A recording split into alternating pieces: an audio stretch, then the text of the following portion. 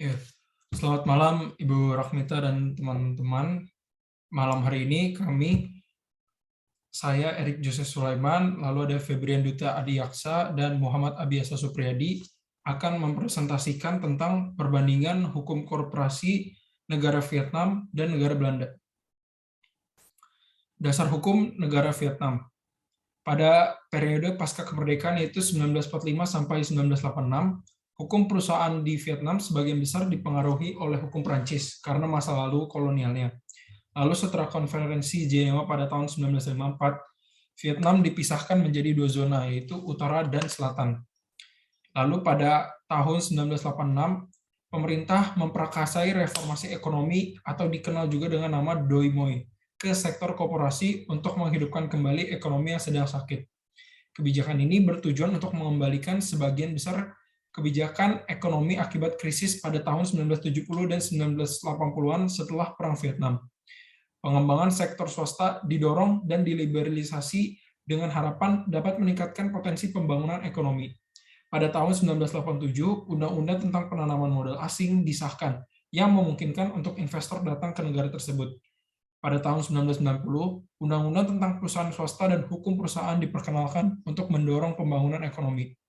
Mereka kemudian digantikan oleh Undang-Undang tentang Perusahaan atau LOI pada tahun 1999 yang memperkenalkan kemitraan di samping perseroan terbatas dan perusahaan pemegang saham. Hukum perusahaan di Vietnam pada awalnya didasarkan pada sistem hukum komersial Prancis. Namun, sejak kemerdekaan Vietnam pada tahun 1945, sebagian besar telah dipengaruhi oleh Partai Komunis yang berkuasa. Saat ini, sumber hukum utama perusahaan adalah Undang-Undang tentang Perusahaan tahun 2020, Undang-Undang tentang Surat Berharga, dan Undang-Undang tentang Penanaman Modal tahun 2020. Konstitusi juga terutama pada dokumen-dokumen pada kebijakan partai tertinggi di Vietnam. Boleh next. Selanjutnya, dasar hukum di Belanda. PT di negara Belanda dikenal dengan nama Namloze Vennootschap atau NV, dengan dipengaruhi oleh andil besar Kepulauan Nusantara di Indonesia yang bermula dari lahirnya De Verenigde Oost-Indisch Compagnie atau VOC pada tahun 1902. Peraturan mengenai perseroan terbatas di Nederland atau Belanda ini diatur dalam Burgerlijk Wetboek, buku kedua tentang Rechtspersonen, yang diartikan sebagai badan hukum, berbeda dengan KUH Perdata Indonesia yang pada buku 2-nya masih mengatur tentang benda. Dasar hukum Burgerlijk Wetboek, buku 2 tentang Rechtspersonen tersebut mengatur beberapa hal mengenai perseroan terbatas, yang memuat unsur penting mengenai perseroan terbatas bahwa pada pasal 3 yang intinya menyatakan perseroan terbatas publik dan perseroan terbatas swasta adalah sebuah badan hukum. Perbedaan terbesar antara BV dan NV ada pada hubungannya dengan saham. Next. Selanjutnya akan membahas tentang organ perusahaan Vietnam.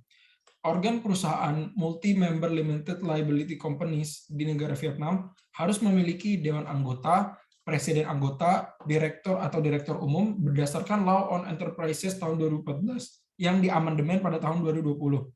Pada artikel 54 juga mengatur tentang organizational structure. Organ perusahaan single member limited liability company owned by an organization harus menerapkan salah satu dari dua model, yaitu perusahaan dengan presiden dan direktur, dan perusahaan yang memiliki pengurus dan direktur berdasarkan Law Enterprises tahun 2014. Pada artikel 79 juga mengatur mengenai organizational structure. Organ perusahaan single member limited liability company owned by an individual harus memiliki presiden dan direktur atau direktur umum berdasarkan Law on Enterprises tahun 2014. Artikel 85 mengenai organizational structure. Next. Organ perusahaan state-owned enterprises, badan perwakilan kepemilikan negara, akan memutuskan apakah akan menerapkan salah satu dari dua model di bawah ini untuk mengatur perusahaan milik negara sebagai perseroan terbatas, beranggota tunggal. Yang pertama, perusahaan yang memiliki presiden, direktur umum, atau dewan pengawas. Opsi yang kedua, perusahaan yang memiliki anggota, direktur atau direktur umum, dan dewan pengawas. berdasarkan Law Enterprises tahun 2014 pada artikel 90 yang mengatur mengenai organizational structure. Lalu organ perusahaan dari joint stock company dapat memilih salah satu dari model perusahaan saham gabungan dengan RUPS, direksi, dewan pengawas, dan direktur atau direktur umum. Opsi yang kedua, perusahaan saham gabungan dengan RUPS, direksi, dan direktur atau direktur umum berdasarkan artikel 137 Law on Enterprises tahun 2012. Maksudnya 2014 mengenai organizational structure. Selanjutnya akan dilanjutkan oleh rekan saya, Febrian Duta.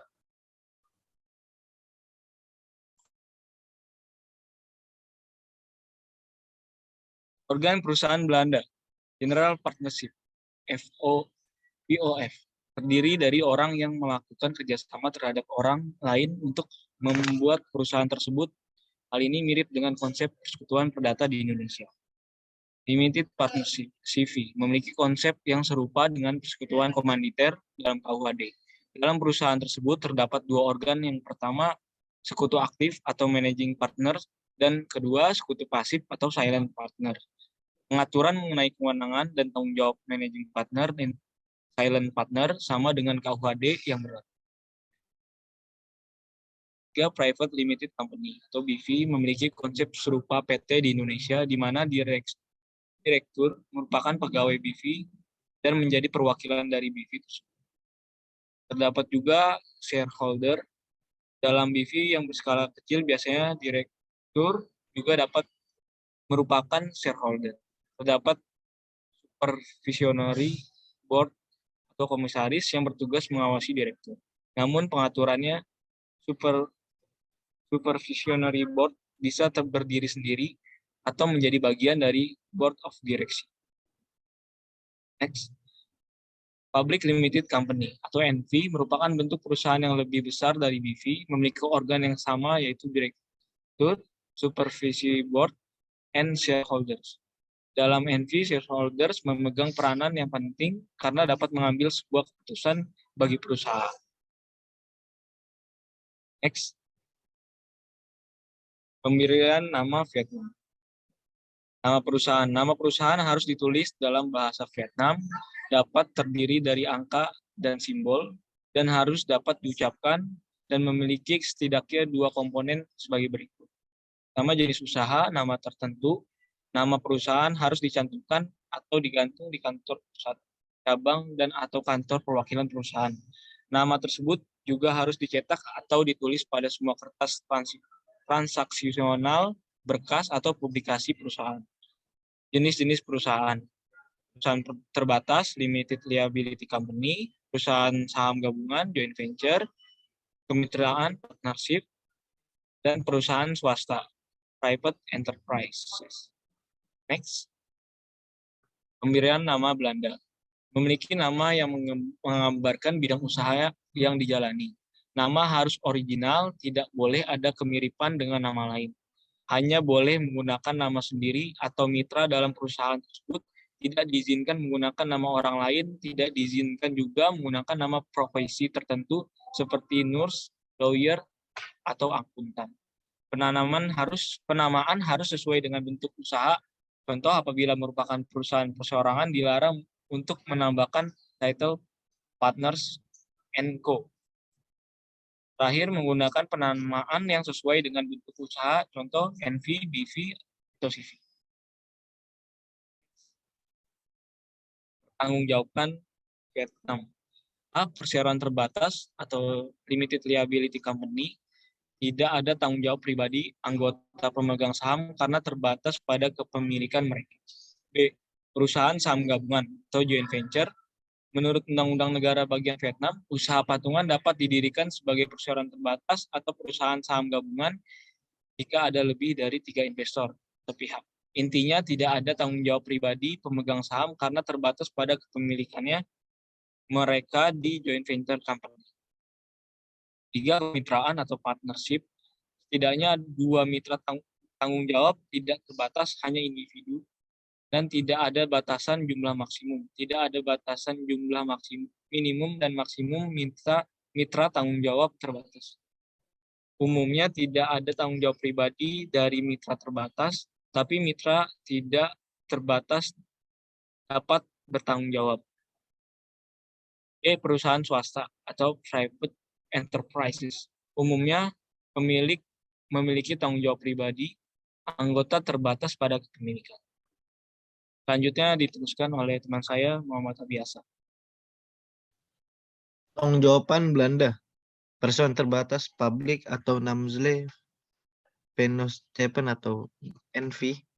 Dalam pasal 64 ayat 1 judul 4 Wetboek buku 2 memuat pengertian perseroan terbatas bahwa perseroan terbatas adalah badan hukum dengan modal saham dibagi menjadi saham yang dapat dialihkan.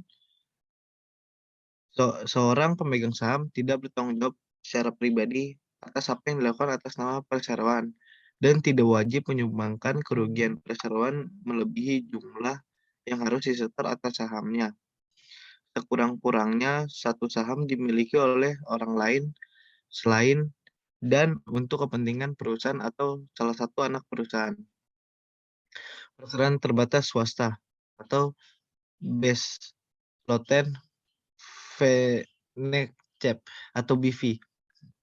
Seorang pemegang saham bertanggung jawab terbatas pada modal yang disimpan, tidak bertanggung jawab secara pribadi atas apa yang dilakukan atas nama perseroan, dan tidak wajib menyumbangkan kerugian perseroan melebihi jumlah yang seharusnya disetor atas sahamnya.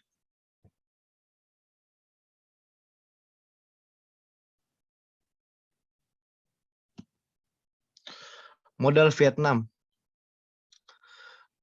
Modal dasar terdaftar dari perseroan terbatas beranggota banyak adalah seluruh modal yang disumbangkan atau dijanjikan oleh para anggota dan harus ditulis dalam anggaran dasar perseroan. Para anggota harus menyumbangkan harta yang cukup dan benar seperti yang dijanjikan ketika mengajukan permohonan pendaftaran perusahaan dalam waktu 90 hari sejak tanggal penerbitan sertifikat pendaftaran perusahaan. Anggota hanya dapat menyumbangkan aset yang berbeda dari yang dijanjikan jika perubahan disetujui oleh lebih dari 50 anggota yang tersisa. Dalam hal seorang anggota lalai menyetorkan atau menyetorkan modal secara penuh seperti yang dijanjikan dengan berakhirnya jangka waktu yang disebutkan dalam ayat 2 pasal 2 ini. Pertama, anggota yang sama sekali tidak menyetorkan modal itu jelas-jelas bukan lagi anggota perseroan. Kedua, anggota yang belum menyetorkan modalnya akan mendapatkan hak yang sebanding dengan modal yang disetorkan. Dan yang terakhir, hak untuk menyumbangkan modal yang hilang akan dijual berdasarkan keputusan Dewan Anggota.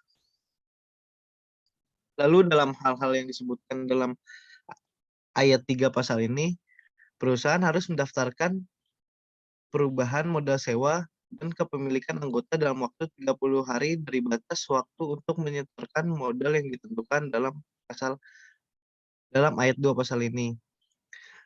Itu dalam hal-hal yang ditentukan dalam ayat 2 pasal ini menyumbangkan modal akan menjadi anggota perusahaan sejak hari di mana modal disetor penuh dan informasi tentang penyumbangan modal tertentu. Sertifikat penyertaan modal harus memuat informasi sebagai berikut: nama perusahaan, nomor EID, alamat kantor pusat, modal dasar perseroan, nama lengkap, tanda tangan, alamat surat, kewarganegaraan, dan nomor dokumen resmi jika anggota adalah perorangan. Nomor EID atau nomor dokumen resmi, alamat kantor pusat adalah organisasi. Modal yang disumbangkan dan kepemilikan anggota, nomor dan tanggal penerbitan sertifikat kontribusi modal, dan terakhir nama lengkap dan tanda tangan kuasa hukum perusahaan. Modal Belanda, perseroan terbatas publik atau NV. Nama modal yang dimana terbagi dalam berbentuk saham. Lalu modal dasar dan modal ditempatkan sekurang-kurangnya harus merupakan modal minimum Belanda. PT Publik Belanda modal minimumnya adalah 45.000 euro. Modal disetor dari modal yang ditempatkan harus setidaknya 45.000 euro dan setidaknya 1/5 dari modal dasar harus dikeluarkan. Lalu yang terakhir, adanya modal awalnya karena perseroan terbatas. Belanda modal awalnya setidaknya 61.500 euro. Lalu perseroan terbatas swasta atau BV Belanda tidak lagi memerlukan setoran modal minimum dan tidak ada persyaratan minimum untuk modal awal, tetapi harus cukup dengan pertimbangan bisnis perusahaan. Sekian, terima kasih dari kelompok saya. Assalamualaikum warahmatullahi wabarakatuh.